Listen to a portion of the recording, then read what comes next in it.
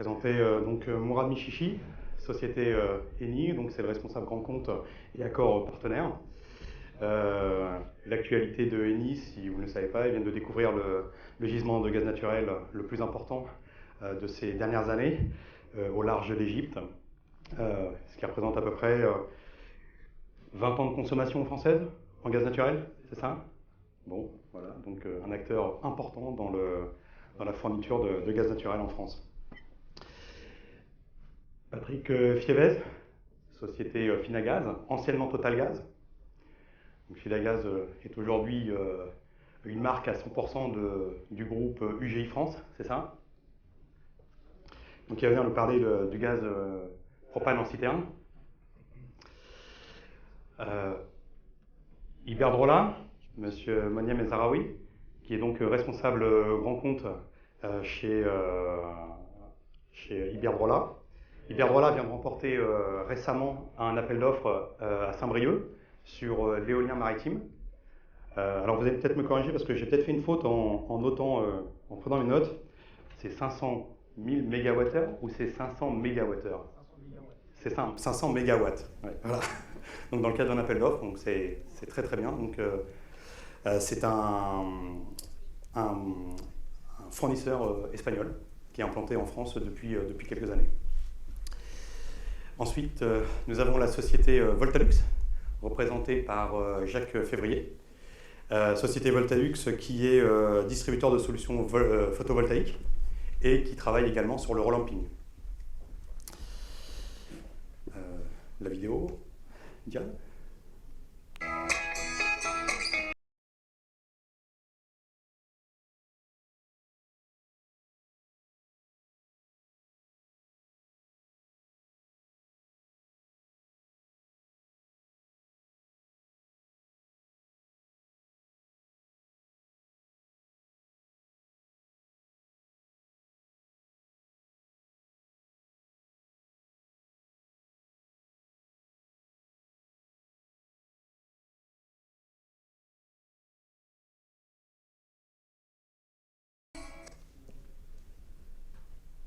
Alors après cette vidéo un peu enchanteresse où on voit les différents modes de production d'énergie ou d'exploitation d'énergie, il y a une chose qui est hyper importante à savoir, c'est que d'ici 2016, donc l'ensemble des tarifs réglementés de gaz naturel et d'électricité pour les professionnels disparaîtra.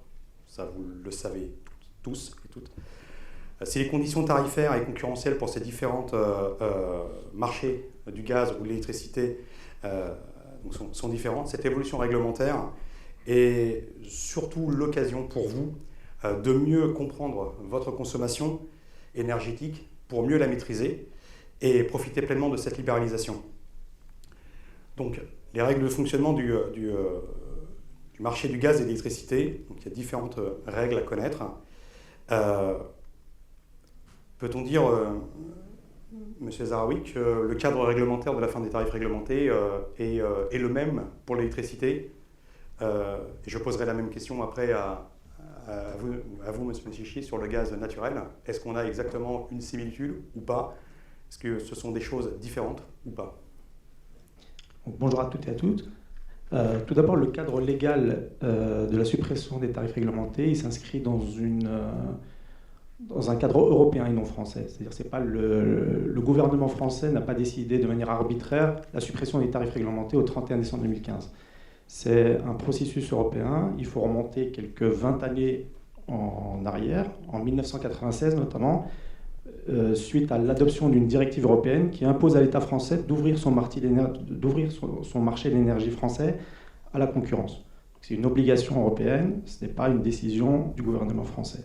Donc ensuite, le marché de l'énergie en France électrique s'est ouvert en 3 étapes, 3 dates. 1999, l'ouverture aux très gros consommateurs d'électricité, les clients qui consomment plus de 100 gigawattheures, ont eu la possibilité de quitter le tarif réglementé pour opter pour une offre de marché. Ensuite, en 2003, 1er juillet 2003, les professionnels ont pu quitter le tarif réglementé pour choisir une offre de marché. Et enfin, 1er juillet 2007, où le marché s'est ouvert à tous les particuliers. Donc depuis toutes ces dates, on a la capacité de quitter le tarif réglementé pour une offre de marché. La seule chose, c'est qu'on est passé d'une situation où vous aviez la capacité de quitter le tarif réglementé à une situation où vous avez l'obligation de quitter le tarif réglementé. Donc le 31 décembre 2015, les tarifs réglementés d'électricité disparaissent et vous avez l'obligation légale d'opter pour une offre de marché. Donc qu'est-ce qui se passe au 1er janvier 2016 ? Rassurez-vous, vous serez toujours fourni en électricité. La seule chose, c'est que vous ne bénéficierez plus du tarif réglementé, mais d'une offre qu'on appelle offre transitoire d'électricité, qui est grosso modo 5% plus cher que le tarif réglementé. Initialement, il était prévu que cette offre transitoire reste valide du 1er janvier 2016 au 30 juin 2016, et qu'au 1er juillet 2016, si vous n'aviez pas quitté le tarif réglementé, eh bien la sentence était la rupture d'électricité. On parle d'une deuxième offre transitoire à partir du 1er juillet 2016, donc contour réglementaire et légal n'est pas encore bien précisé. Donc si vous avez des questions sur la deuxième offre transitoire, je préfère qu'on en discute par ailleurs au niveau du stand. Donc on a bien compris, une obligation au 31 décembre. Alors, concernant le marché du gaz naturel, on est dans la même situation réglementaire, c'est-à-dire que les choses se sont faites dans un cadre européen, avec certaines spécificités. On est sur deux marchés différents, l'électricité et le gaz naturel, dans la mesure où le marché du gaz naturel est un marché qui est arrivé à maturité un peu plus rapidement. Donc un timing qui s'est fait et qui a été bien défini et arrêté par le législateur. Donc la fin des tarifs réglementés s'est faite en deux vagues. Il y a eu une première vague qui avait démarré au 31 décembre 2014 pour les consommateurs professionnels qui consomment plus de 200 MWh par an. Et puis là, on va rentrer dans la deuxième et dernière vague qui va démarrer au 31 décembre de cette année, à la fin de l'année donc, où les consommateurs qui consomment entre 30 et 200 MWh par an vont rentrer dans une période de transition de 6 mois, à l'issue de laquelle il y aura une période où les livraisons ne seront plus assurées par l'opérateur historique, mais par le gestionnaire de réseau. Donc, avec des risques peut-être éventuellement de coupure à compter du 30 septembre 2016. Donc le gestionnaire de réseau, GRDF. Le gestionnaire du réseau, GRDF, bien entendu. Donc on est dans le même cadre réglementaire, mais avec peut-être un timing, une planification pour inciter les gens à quitter le tarif réglementé qui est définitivement arrêté, contrairement, je pense, au marché de l'électricité où on connaîtra peut-être certaines évolutions à l'avenir. William, vous avez quelque chose à rajouter ? Juste quelques chiffres pour que vous ayez l'idée un peu de l'importance de ce qui se passe. C'est que les sites concernés, donc c'est les sites au tarif jaune et tarif vert actuellement, donc c'est les noms qu'on donne au tarif réglementé d'électricité pour les sites qui ont une puissance supérieure à 36 kVA. Ça concerne 400 000 sites, donc c'est une modification absolument brutale. C'est quelque chose en l'espace de 3 mois, il faut basculer 400 000 sites. Donc le législateur a vu que techniquement déjà c'est pas possible pour le gestionnaire du réseau, cette fois ERDF, pas possible pour les fournisseurs de répondre, puisque là il s'agit de faire des offres sur mesure et non pas un tarif par puissance. Donc c'est pour ça que cette date butoir a été repoussée et est toujours repoussée pour l'instant 30 juin 2016 et peut-être à plus tard. D'accord, donc vous parlez de compteurs jaunes à 36 kVA. Compteurs bleus, 36 kVA. Alors les compteurs bleus ne sont pas concernés par la suppression des tarifs réglementés. Vous avez la capacité de quitter le tarif réglementé avec quelques possibilités de gains, mais vous n'avez pas d'obligation légale. Vous pouvez rester au tarif réglementé pour les sites inférieurs à 36 kVA. D'accord. Alors, pour le gaz propane, M. Févez, est-ce qu'on est exactement dans le même cadre réglementaire ou pas ? Non, il n'y a absolument aucun problème concernant le gaz propane, les prix étant libres depuis déjà un certain nombre d'années. Aujourd'hui, le client industriel et professionnel a soit la possibilité d'être facturé sur un barème de vente, qui est barème Finagaz, bien évidemment, ou alors basé sur une indexation sur le Platts, qui est le cours international du propane. Voilà, ça c'est un choix en fonction du contrat du client, bien évidemment. Il n'a pas la possibilité, au gré de son humeur, de passer de l'un à l'autre du jour au lendemain. Alors, les contrats sont définis sur une durée avec soit l'option barème ou soit l'option Platts, avec la possibilité d'avoir une nouvelle option sur un prix fixe. Bon, ça c'est, on va dire, nouveau, récent, une opportunité de fixer un prix sur une durée qui peut aller de 3 à 12 mois. Voilà, mais en aucun cas on est, nous, sujet, pas d'obligation. Voilà, pas non. d'obligation. Non. Monsieur Michi, comment fonctionne le marché du gaz? Alors moi, j'ai préparé des slides voilà, pour pouvoir étayer un peu ce que vous allez nous dire, parce que c'est quand même relativement compliqué. Alors effectivement, les consommateurs vont être amenés, enfin en tout cas pour les retardataires, à quitter ce fameux tarif réglementé, qui on peut dire offrait une certaine sécurité et qui avait figé les habitudes d'achat dans le temps. Acheter du gaz naturel sur le marché dit libre, donc où les prix sont pratiqués librement, c'est-à-dire aller directement via un fournisseur couvrir des positions sur le marché spot. Hein. C'est un ordre que l'on prend pour couvrir donc un prix qui est issu du marché spot. Alors comme vous pouvez le voir sur ces courbes, bon, je vais un petit commentaire. Là, il y a 3 courbes représentant les évolutions du spot entre le marché américain, le marché asiatique et le marché européen. Ces 3 marchés sont pas du tout interconnectés, donc il y a vraiment 3 places de marché dans le monde, avec un prix du gaz naturel qui est 2,5 fois à 3 fois moins cher qu'en Europe, et puis un prix qui est 2 à 3 fois plus cher en Asie suite aux événements de Fukushima. Alors, qu'est-ce que ça veut dire? Ça veut dire un changement des habitudes d'achat, une meilleure, disons, compréhension de ce marché pour pouvoir acheter judicieusement, et donc une plus grande concertation, une plus grande collaboration avec son fournisseur, avec son commercial. Parce qu'on change totalement de logique, on rentre dans une logique spéculative, aléatoire, qui est, disons qu'il n'y a pas de règles qui permettent de prévoir les évolutions de ce marché. Hein. C'est uniquement la loi, il obéit uniquement à la loi de l'offre et de la demande, mais pas seulement, mais surtout à des facteurs purement géopolitiques. Donc il faut être en mesure d'anticiper, et ça veut dire aussi s'orienter vers d'autres méthodes d'achat du gaz naturel. D'accord, donc là, ça justifie bien ce que vous Alors, êtes en train de dire. Effectivement, ce qui est important d'avoir à l'esprit aussi, c'est que c'est un marché qui a été en constante hausse. Disons que c'est un marché qui a une tendance naturelle haussière. Et il faut savoir qu'actuellement, 2014-2015, on est plutôt sur un épiphénomène, à savoir des prix du gaz naturel relativement bas, même très intéressants, très bas. Et il faut savoir que, et ça nous en sommes convaincus, hein, ça ne durera pas, ce qui aura un impact très très important en tant qu'acheteur, hein, pour vous, sur la façon d'aborder ce marché, et on verra ça un petit peu plus tard. Alors, est-ce qu'on peut calquer les mêmes analyses sur le marché de l'électricité? Est-ce qu'on est sur un marché qui fluctue aussi? Est-ce qu'il y a un marché spot? Est-ce qu'il y a une bourse européenne ou mondiale? Alors, il y a effectivement un marché spot sur le marché de l'énergie électrique où les cours fluctuent quotidiennement avec des variations qui sont peut-être moindres que le gaz, mais le prix change tous les jours. C'est pour ça que lorsque un client nous demande une offre, la validité de l'offre est très courte. Ça nous permet aussi d'optimiser le prix, les prix changeant tous les jours. Donc ça dépend essentiellement de l'offre et la demande. Lorsque l'offre augmente, mécaniquement, lorsque la demande augmente, mécaniquement, les prix eux aussi sont amenés à augmenter. Il faut savoir qu'aujourd'hui, les prix de l'électricité sont historiquement bas, les prix de marché d'électricité sont historiquement bas.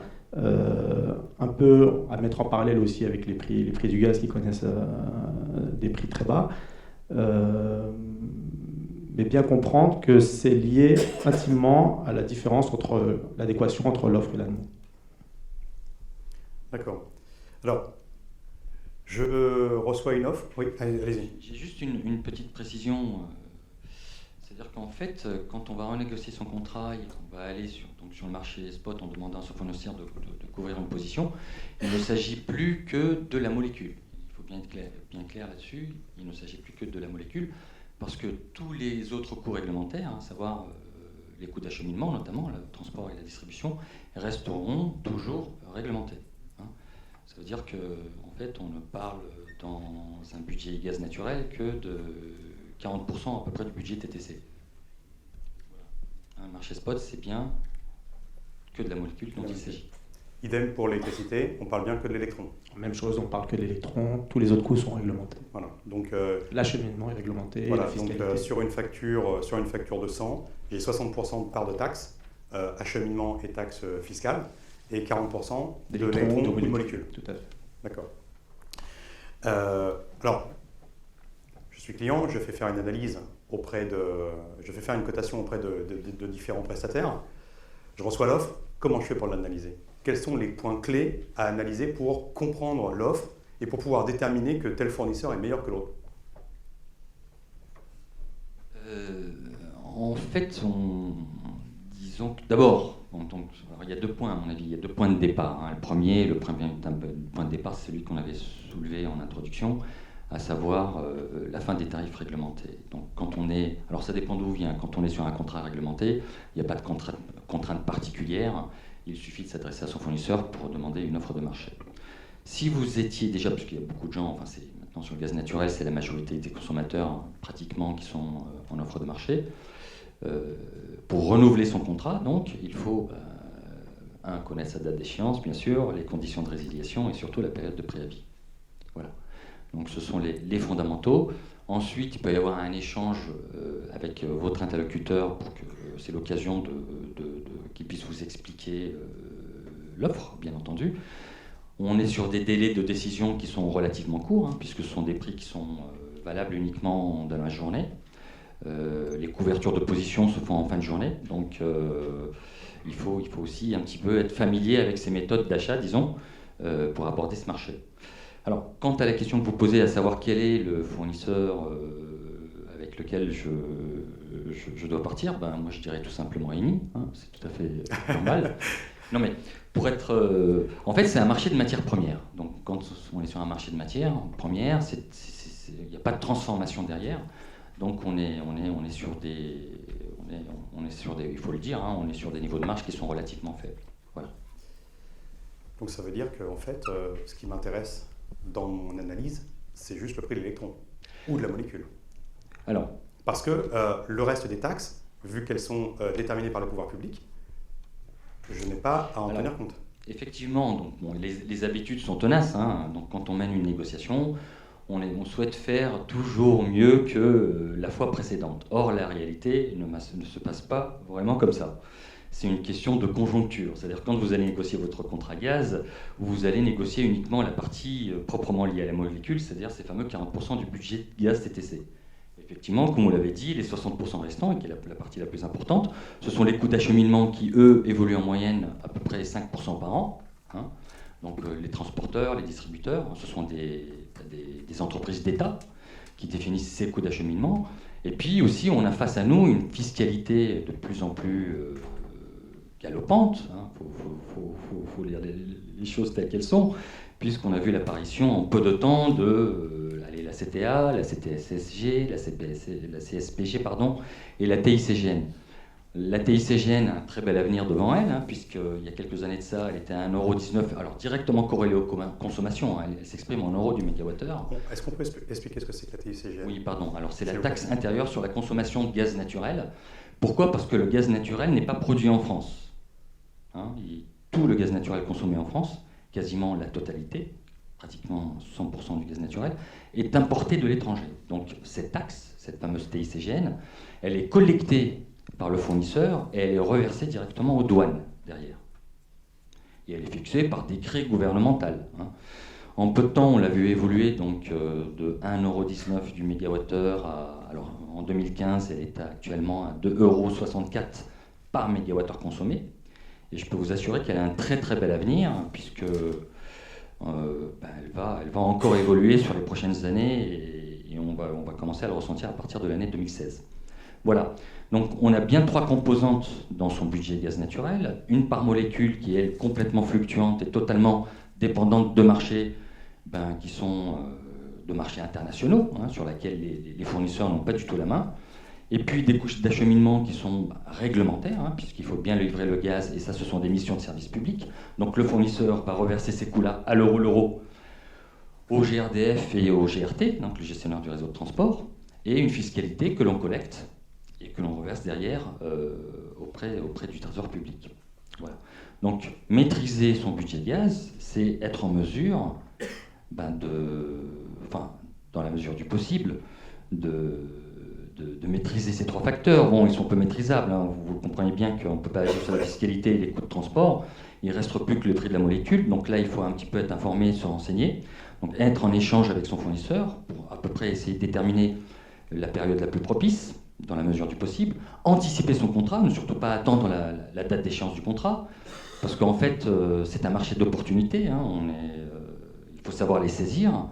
Et on peut très bien mettre en place un contrat avec un début de livraison pour dans 1 an, dans 1 an et demi, à la suite du contrat qui est déjà en cours. Voilà, donc en clair, ça veut dire que je peux prendre une position 1 an avant la fin de mon contrat. Tout à fait, tout à fait. Est-ce qu'on a, monsieur Ezraoui, exactement la même chose sur l'électricité? On est dans les mêmes analyses pour une offre? Alors le schéma est complètement identique à celui du gaz, c'est-à-dire qu'au-delà des conditions contractuelles qui peuvent différer d'un fournisseur à l'autre, alors quand je dis conditions contractuelles, c'est les conditions de paiement, la flexibilité, les engagements de conso et toutes ces choses-là. Le reste, on a une partie acheminement qui est identique quel que soit le fournisseur, puisqu'il reflète les coûts de ERDF, du gestionnaire du réseau de distribution. Ensuite, vous avez toute la partie fiscale, donc, qui est identique quel que soit le fournisseur. Donc il ne reste plus que la partie fourniture, donc prix de l'électron, qui ça dépend du cours du jour et qui est fixé, celui-là, par le fournisseur. Donc en réalité, lorsque vous recevez 2 offres ou 3 offres, il faut se focaliser essentiellement sur la partie fourniture et faire abstraction un petit peu de la partie acheminement et de la partie fiscale qui est identique pour se focaliser essentiellement sur la partie prix de la fourniture. Avec une petite différence, c'est que certains fournisseurs rajoutent une partie abonnement que d'autres n'ont pas dans leur contrat. Mais à part ça, les composantes sont identiques. Il y a uniquement le prix de la fourniture qui est différent. Quel gain peut-on estimer pour un client qui était donc anciennement chez le fournisseur historique, électricité ou gaz? Quel gain peut-on estimer qu'il peut réaliser en passant chez un opérateur, je dirais, comme vous, sans rentrer dans le détail, bien entendu, parce que les situations sont différentes par rapport au volume, par rapport à la localisation des sites. Mais en moyenne, qu'est-ce qu'on peut espérer?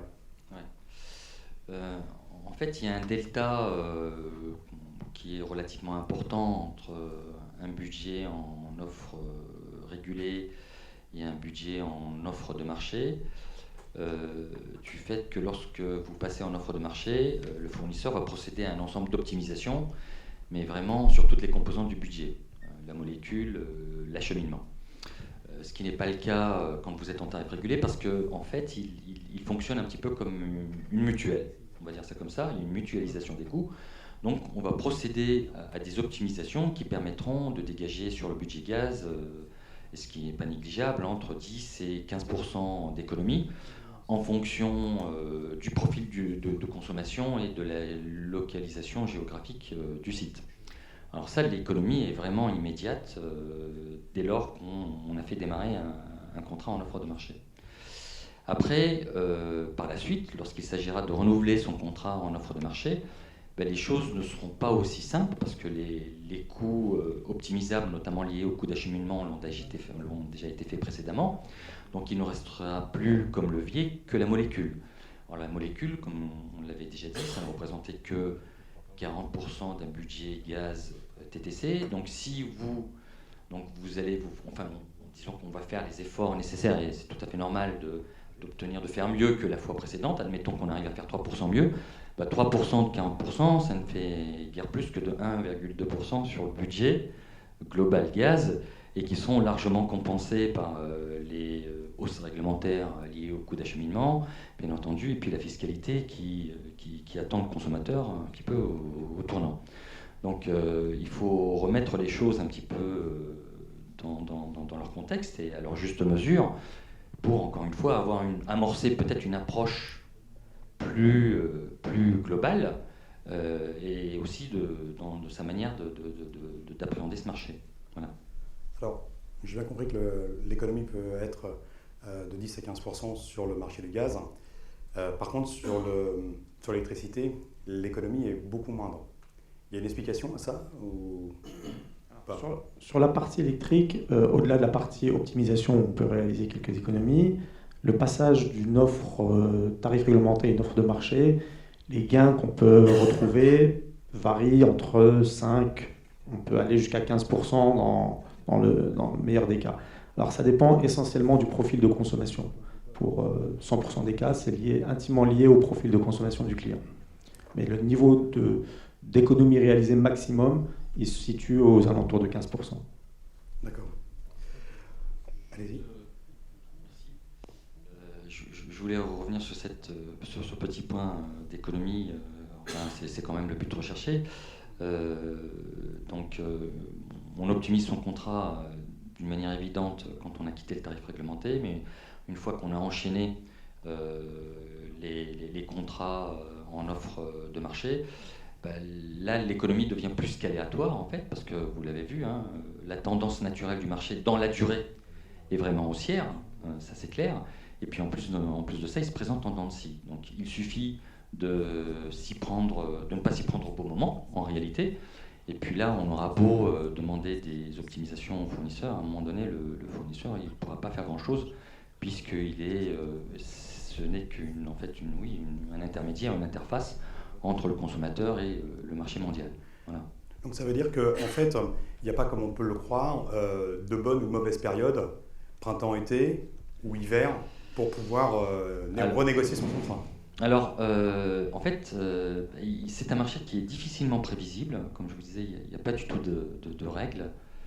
Il n'y a pas de modèle prévisionnel. Il y a eu une période, effectivement, où il était plus judicieux ça a duré, on va dire, 3-4 ans, où effectivement, il était plus intéressant d'acheter son gaz naturel en période estivale, en pensant que, effectivement, il y avait moins de consommation, donc une tendance à la baisse des prix.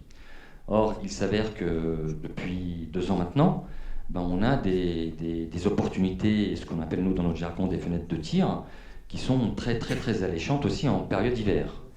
Alors des fois ça peut être lié à des stocks, on l'a vu ces 2 dernières années parce qu'il y a une crise économique qui s'est installée, moins de consommation de gaz aussi, une notion de gestion des stocks derrière par les opérateurs, on va dire étatiques, c'est eux qui s'occupent de la partie stockage.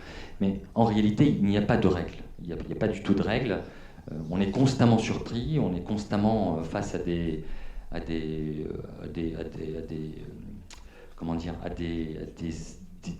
l'imprévisible. Il y a des facteurs géopolitiques, mais il n'y a pas que ça. Il y a eu une année, par exemple, des problèmes sur l'interconnector, c'est-à-dire que c'est une artère gazière qui relie le continent à l'Angleterre. Et là, on a assisté à une envolée des prix. Donc, ça veut dire qu'en fait, il faut être un petit peu à l'écoute. Il faut de temps en temps se mettre en relation avec son interlocuteur. Et puis, on peut avoir un indicateur aussi, c'est celui du baril de pétrole. Ça n'a pas toujours été le cas. Là, en ce moment, les prix du gaz naturel sont très bas parce que le baril du pétrole est bas. C'est la conjoncture actuelle qui le veut, ça n'a pas toujours été le cas. Par exemple, on a eu des bulles gazières sur 2008 et 2009 où les prix étaient totalement décorrélés, à savoir un baril très haut et des prix du gaz qui étaient très bas. Donc il n'y a vraiment pas de règles, c'est relativement surprenant, pas surprenant. C'est comme ça, c'est le marché mondial, il y a beaucoup trop de paramètres qui interviennent. Donc le mieux c'est de un petit peu suivre les cours. Je pense qu'Internet est assez fourni là-dessus, et puis surtout se rapprocher de son fournisseur. Et c'est ce qu'on a pu voir en décembre, fin de novembre jusqu'à janvier 2015, où on a eu une très forte baisse du marché du gaz sur 3 mois, et qui a été vraiment très favorable pour justement basculer ou renouveler son contrat. Tout à fait.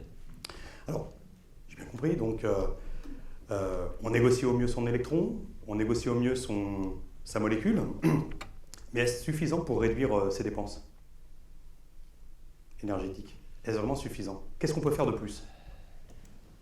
Alors, je dirais que pratiquement tout reste à faire en réalité. Pourquoi? Parce que on ne maîtrise ni la fiscalité, la fiscalité qui est un organe de régulation, cela tient en passant. Les acheminements, il faut bien entretenir les réseaux, donc ils sont amenés aussi les coûts d'acheminement à évoluer. Les prix sont faits par les pays producteurs au final, et non pas ceux qui possèdent donc les gisements de gaz et de pétrole sur leur sol, tout simplement. On est très dépendant. Il faut savoir que la France est un nain énergétique en matière énergétique, donc on en a parfaitement conscience. Et il y a une volonté des autorités publiques, une volonté européenne de réduire la facture énergétique de l'Europe.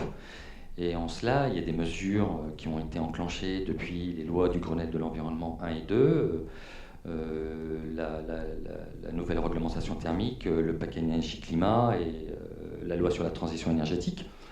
Donc le but derrière, c'est vraiment de maîtriser ses consommations pour réduire sa dépendance vis-à-vis de l'extérieur.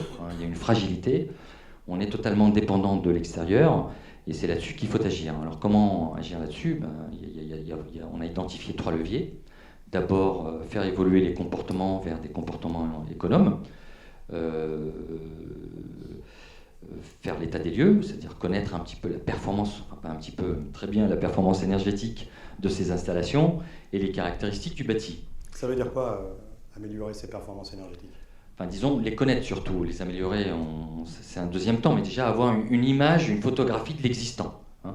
On peut avoir un récupérateur de chaleur qui fonctionne très mal, une chaudière complètement dépassée, et si on n'est pas sensibilisé à ces points, au final, on risque d'avoir des factures énergétiques gonflées, même très gonflées. Donc, agir sur ces paramètres permet nous on a estimé, disons, les économies de l'ordre de 30%, mais directement sur la partie financière. C'est-à-dire que, et là, vous dégagez de l'économie durable, absolue, et non pas relative, bien sûr, et surtout, vous vous affranchissez de ces futures évolutions du marché. D'accord, donc ça veut dire que je fais une analyse de mon bâtiment, je fais une analyse de mon matériel, de mon équipement, et ça me permet donc de savoir si mon bâtiment est énergivore ou si mes équipements sont énergivores, c'est ça, en clair? Voilà. En clair, l'idée, c'est qu'il faut passer par des diagnostics, des audits énergétiques. D'ailleurs, alors, la réglementation évolue fortement en ce sens. Il faut savoir qu'aujourd'hui, les copropriétés de plus de 50 lots doivent effectuer des audits énergétiques obligatoires avec une date limite, qui est le janvier 2017. Et c'est également le cas pour les entreprises qui ont plus de 250 salariés ou qui ont un chiffre d'affaires supérieur à 43 millions d'euros. Ça veut dire qu'aujourd'hui, cette évolution réglementaire est donc favorable pour aller en ce sens. Aujourd'hui, elle reste relativement souple, mais il faut être aussi non seulement à l'écoute des évolutions du marché, mais aussi des évolutions réglementaires. Et je peux l'annoncer, je pense qu'elles seront amenées en tout cas à être plus contraignantes à l'avenir. D'accord. Donc là, on parle d'audit énergétique, mais qu'est-ce que c'est qu'un C2E? Est-ce qu'il faut passer par un audit énergétique pour pouvoir obtenir un C2E? Donc, c'est un dispositif.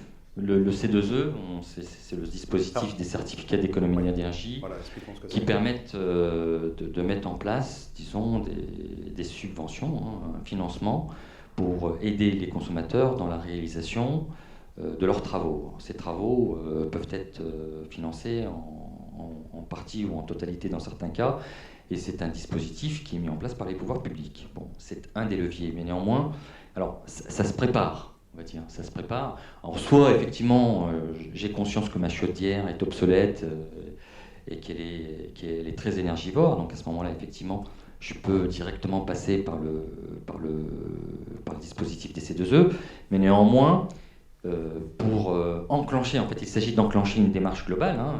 Je recommanderais de passer par un diagnostic énergétique de manière à faire un état des lieux de l'existant, avoir une image, une photographie de la situation actuelle dans laquelle je me trouve, se faire aider par son fournisseur, se faire accompagner sur ces questions-là, pour estimer les travaux réalisés, évaluer leur ROI, le retour sur investissement, et enfin, par la suite, éventuellement, recourir au dispositif des certificats d'économie d'énergie. Pourquoi ? Parce que dans les rapports ou les diagnostics énergétiques qui peuvent vous être remis, il y a un certain nombre de recommandations qui vont de la moins coûteuse à la plus coûteuse avec des ordres de priorité, et on constatera qu'il y a beaucoup de mesures à prendre qui n'engagent pas de gros investissements, mais qui sont plutôt liés à du comportement au quotidien. Alors là, on parle de rénovation de bâtiments, mais demain, je veux construire un bâtiment neuf.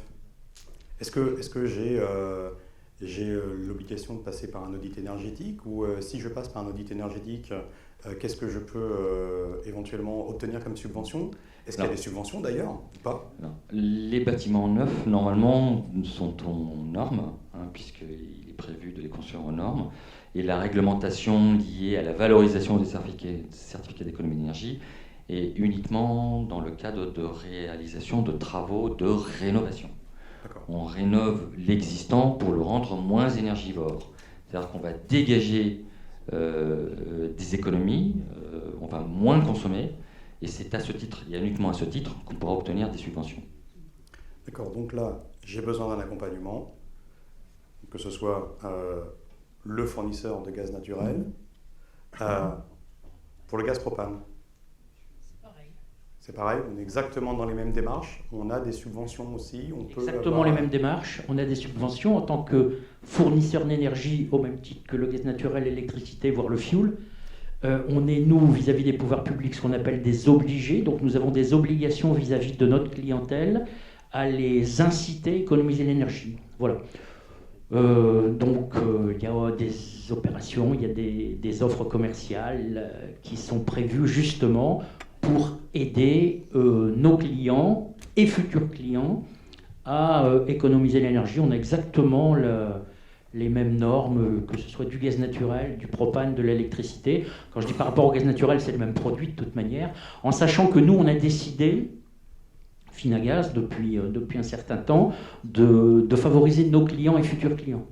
Il y a une opportunité aussi, il y a un marché du certificat d'économie d'énergie, et on dit, ben voilà, on achète parce qu'en tant qu'obligé, on doit répondre à des demandes des pouvoirs publics. On pourrait acheter sur le marché. On a préféré, nous, investir auprès de nos clients et les aider justement par des financements de tout ou partie de leur installation, alors évidemment suivant ce qu'ils souhaitent, que ce soit dans l'isolation. Il ne faut pas croire que le fait de vendre de l'énergie, on va s'engager à aider le client uniquement sur le chauffage, par exemple, ou on peut aider aussi nos clients sur l'économie d'énergie par le fait d'isoler le bâtiment, éventuellement les LED, éventuellement tout ce genre de choses qui vont permettre justement d'économiser d'énergie et qui vont nous permettre de répondre à nos obligations vis-à-vis des pouvoirs publics. Ça, c'est une chose qui est importante et on se doit de le faire, et on est bien sûr à l'écoute de nos clients, et on peut étudier avec eux, soit par l'intermédiaire donc d'un diagnostic, ou soit éventuellement par une simple demande aussi d'un client qui voudrait changer son matériel pour économiser l'énergie, en sachant qu'il y a quand même une démarche importante, c'est que pour pouvoir prétendre à une aide et une subvention, il faut pas que ce soit du après-coup. Je vais dire, si demain on nous présente une facture de changement de chaudière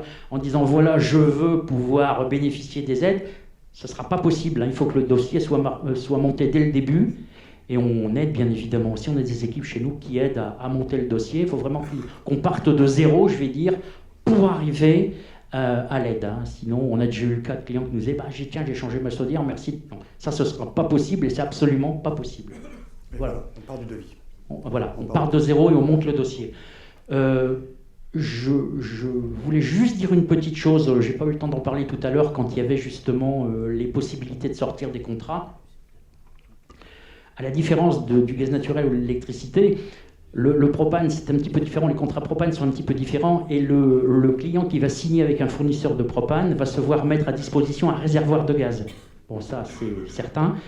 mais le réservoir va, pendant toute la durée du contrat, être propriété du fournisseur de gaz. Donc à la différence du fuel, par exemple, où là on a un stockage, le client ne pourra pas demander à d'autres fournisseurs de pouvoir le livrer dans ce réservoir. Et à chaque fois, quand on change, il faut changer toute l'installation, il faut changer le réservoir. Bon, ça pourrait sembler une contrainte. Il faut savoir qu'aujourd'hui, le contrat a une durée, peut éventuellement avoir un engagement de volume suivant des grosses consommations industrielles.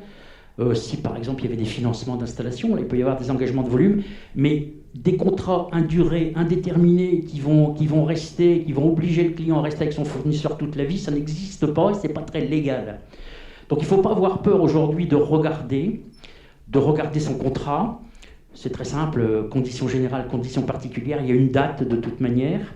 Dans les conditions générales, on va trouver le fait de reconduction. Il y a des choses qui sont légales, il y a des choses qui le sont un peu moins. Et il faut vraiment sortir de ce tabou de dire oh ben moi j'ai un fournisseur, ça va me coûter une fortune, donc je ne veux absolument pas en sortir parce qu'il serait dommage de pouvoir négocier des conditions intéressantes avec une ICAP par exemple et de ne pas pouvoir en bénéficier parce que le client a peur d'aller voir un petit peu plus loin. Donc ça c'est complètement, je ne veux pas dire tabou, mais il faut absolument en sortir. Il n'y a pas de contrat définitif. Et on est là, nous, en tant que conseillers, pour regarder et aider les clients utilisateurs à dire voilà monsieur, ok on peut y aller, ou attendez là il faut attendre 1 an, il faut attendre 6 mois parce que vous n'êtes pas à échéance. Et ça ne sert à rien de faire les choses en avant. Et voilà, il faut vraiment pas avoir dans la tête de dire je suis pied émaillé parce que j'ai un réservoir. Effectivement, il va falloir le démonter, il va falloir le remplacer, mais ça fait partie de l'activité. Merci pour ces précisions, Monsieur Fevez. Alors, j'ai bien négocié ma molécule, j'ai bien négocié mon électron, j'ai isolé mon bâtiment. Qu'est-ce que je peux faire de plus? Monsieur Février, qu'est-ce que je peux faire de plus? Des économies? Oui, des économies. Je pense que Monsieur Février a la bonne réponse. Oui, je peux essayer de faire des économies, justement, et essayer de moins consommer de molécules. Parce que c'est bien d'avoir négocié un tarif, mais effectivement, moins on va en consommer, moins on va payer à la sortie. Et donc, par rapport à ça, je dirais qu'il y a aujourd'hui différentes pistes. Une des premières pistes qui est certainement une des plus évidentes parce que des plus faciles à démontrer, c'est le relamping, et notamment le relamping en LED. Un exemple très simple, un tube néon fluo, ça consomme 58 watts à l'heure, pardon. On peut le remplacer par un tube LED 1,50 m, exactement les mêmes caractéristiques, mais qui lui va consommer 23 watts. Donc la facture à la sortie, elle est divisée par 2,5. C'est pareil pour pratiquement tout ce que vous pouvez avoir en éclairage sur vos structures. Sauf peut-être pour les éclairages extérieurs, où là, si vous avez une iodure qui fait 300 watts pour éclairer vos parkings, par exemple, effectivement, on ne la remplacera pas par une iodure, par un spot LED de 100 watts. On la remplacera par un spot LED de 150 watts. Mais quoi qu'il en soit, vous diviserez au moins votre facture par 2. Votre facture d'éclairage, ce qui n'est pas la facture globale que vous avez au niveau d'une concession, par exemple. Donc ça, c'est une des premières pistes. Je dirais qu'en plus, c'est très facile à faire sur une création de magasins. Je veux dire, on met directement en LED. Par contre, ça reste aussi très facile à faire sur des magasins existants. Je m'explique. Les fabricants de LED se sont pas embêtés. Ils ont pris les spots qui existaient avec des tubes fluo, des halogènes, etc., etc. Et ils ont fabriqué la même chose en LED. Ou quasiment la même chose en LED. Donc, on se retrouve avec une solution au niveau des relampings qui est que de ne changer l'ampoule et de temps en temps faire un peu de recablage. Parce qu'il y a des transfos qui disparaissent, il y a des starters qui disparaissent, etc. Donc il y a un tout petit peu de recablage à faire, mais on garde les supports. Voilà. Donc ça, c'est une des premières solutions que nous développons. Et puis il y a une deuxième qui est un système qu'on a baptisé EOS et qui permet d'économiser, lui, de l'énergie, non pas sur la consommation des appareils, mais uniquement sur les pertes entre le point de livraison et le point de consommation. L'objectif du système, c'est effectivement de fluidifier le courant et d'éviter toutes les surchauffes qu'il peut y avoir à l'intérieur, qu'il peut y avoir dans la circulation du courant, dans un magasin, une concession ou une industrie. Voilà, ça ce sont deux systèmes qui aujourd'hui, effectivement, permettent de réaliser, sur les LED, on peut considérer qu'on arrive à un peu plus de 50% au niveau de la consommation en éclairage, ce qui n'est pas sur certaines de vos structures, je pense que ce n'est pas neutre. Et avec le système qu'on a développé sur l'économie des pertes, là on arrive, nous on garantit un minimum de 8%, c'est-à-dire que si vous ne faites pas 8%, on démonte. Et on arrive, on va jusqu'à un peu plus de 20% selon les cas. On a testé ça d'ailleurs dans une de vos concessions, une des concessions de votre réseau. Et ça, a priori, ça se passe très bien, puisqu'on arrive à des résultats de 18% d'économie. Voilà, ça c'est ce qui permet d'économiser sur la consommation. Après, je dirais qu'il y a une solution qui est en train de se mettre en place, qui a mis un moment à démarrer, parce que les coûts de l'électricité n'étaient pas suffisamment importants aujourd'hui et les coûts du photovoltaïque étaient trop importants aujourd'hui. Mais là, ça semble se rejoindre, ça se croisera dans les années qui vont venir. C'est le photovoltaïque en autoconsommation.